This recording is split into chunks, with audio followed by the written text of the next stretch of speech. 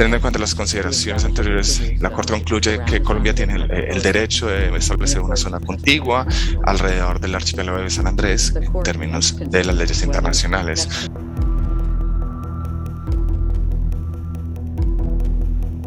¿Qué tal, amigos y amigas? Lucio Torres, periodista de investigación, periodista de análisis, que no es lo mismo. Nuevo gobierno, nueva perspectiva y nueva esperanza de que se pueda resolver el fallo que la Corte Internacional de Justicia de La Haya desfavoreció los intereses de Colombia.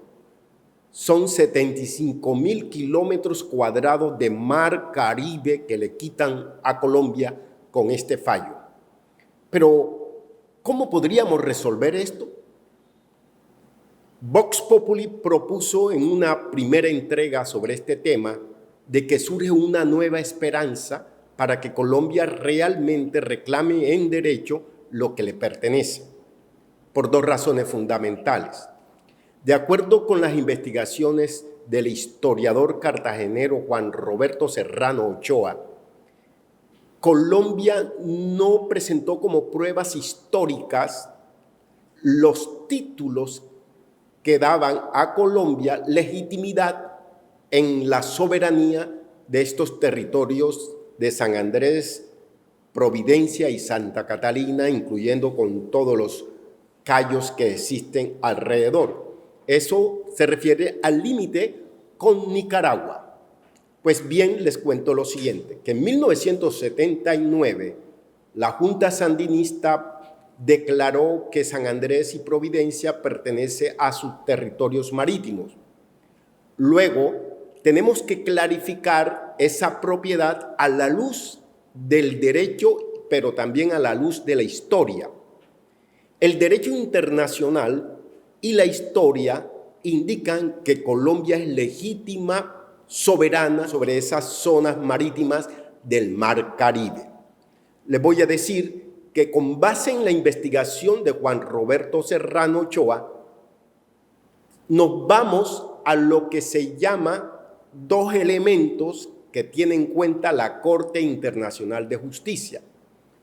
Un elemento que se denomina, que tiene un principio que está en latín, uti posseditis juris, que quiere decir que lo que tú has descubierto, tomas posesión de ella.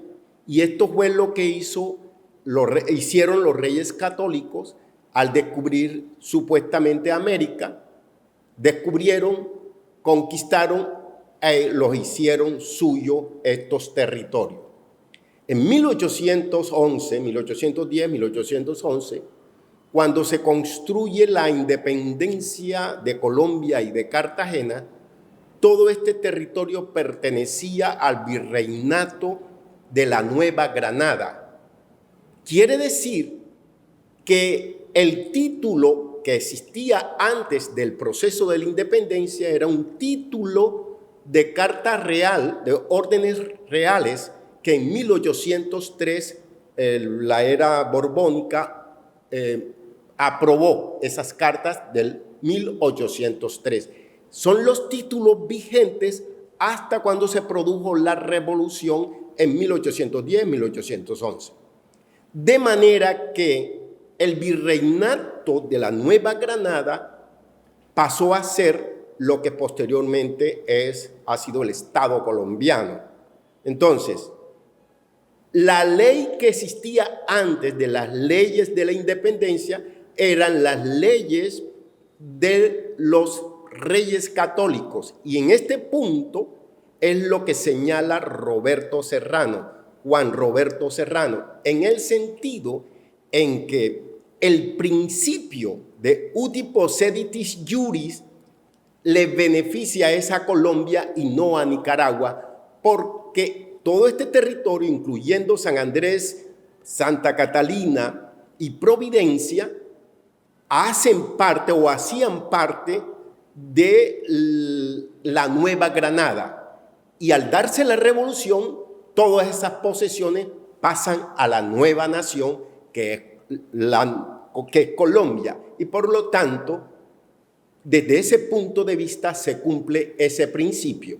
Un principio que la Corte Internacional de La Haya debe tener en cuenta para resolver los diferendos. Ese es el primer elemento. El segundo elemento, para resolver esos mismos problemas, la Corte Internacional tiene en cuenta lo efectivamente posesionado. ¿Quién ha ejercido la soberanía sobre todo este territorio? Colombia. Por lo tanto, Colombia tiene dos elementos para que la Corte Internacional de La Haya hubiese fallado a favor de los intereses nuestros. ¿Pero qué pasó?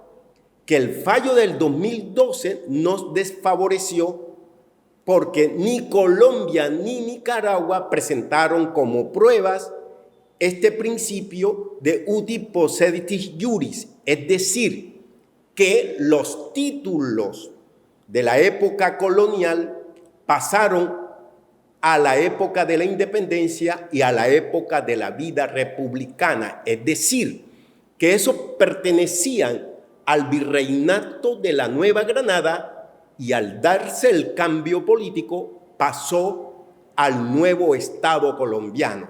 Habíamos dicho que surge una nueva esperanza de que Colombia recupere los 75.000 kilómetros cuadrados del Mar Caribe que el fallo nos arrebata teóricamente. ¿Cuál es esa esperanza? Que el nuevo equipo negociador, el nuevo equipo defensor de Colombia, encabezado por el jurista Eduardo Valencia Ospina, pueda tomar en cuenta las nuevas tesis propuestas por el cartagenero, el historiador cartagenero Juan Roberto Serrano Ochoa, y es que se busque en el marco de la historia los títulos que antecedieron al triunfo de la Revolución colombiana en 1810-1811, porque en ese proceso de revolución se mantienen los mismos elementos que antes de la revolución, es decir, que esta jurisdicción de San Andrés, Santa Catalina y toda esta zona pertenecían a la Nueva Granada y por lo tanto debían pasar al nuevo Estado colombiano que han mantenido la soberanía desde entonces. Existen esos dos elementos, el elemento que nos referimos a las órdenes reales y segundo, al acuerdo Bárcenas-Esguerra de 1928, donde se indica que cualquier debate, que cualquier discusión sobre diferendos marítimos debe hacerse con excepción de estos hechos que hemos planteado. Es decir, que la soberanía de Colombia sobre San Andrés, Santa Catalina, Providencia y Santa Catalina no es discutible porque hay títulos legítimos. Lo que se debe debatir es después del acuerdo Bárcenas-Esguerra de 1928, cualquier otro caso que se pueda presentar. Pero desde este 5 de diciembre, la Corte Internacional de Justicia de La Haya va a deliberar una primera audiencia, que va a ser el 5 de diciembre, sobre los reclamos de Nicaragua contra Colombia por no cumplir el fallo del 2012. Y aquí entra el segundo elemento que vamos a analizar en la próxima entrega de este artículo. Los invito a leer este seriado para aproximarnos a una claridad, si es claridad, de pronto yo no tenía claro esto, pero hablando con Juan Roberto Serrano me dio una claridad desde esa perspectiva histórica que debemos asumir el caso de las fronteras marítimas de Nicaragua y Colombia. Lucio Torres, periodista de investigación, periodista de análisis, que no es lo mismo,